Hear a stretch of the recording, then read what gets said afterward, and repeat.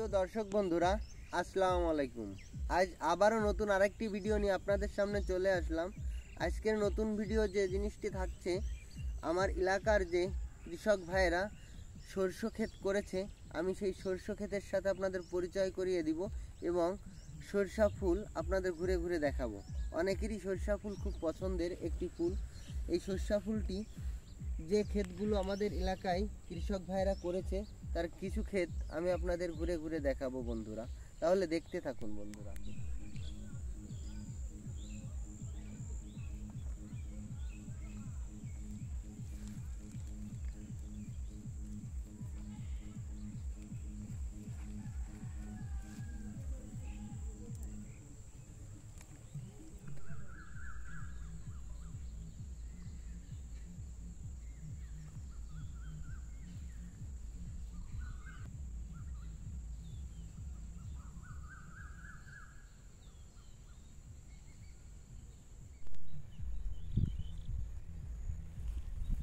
প্রিয় বন্ধুরা, আরেকটি কৃষক ভাইয়ের সরষা ক্ষেতে চলে আসলাম। দেখতে থাকুন আরেক ভাইয়ের সরষা ক্ষেত।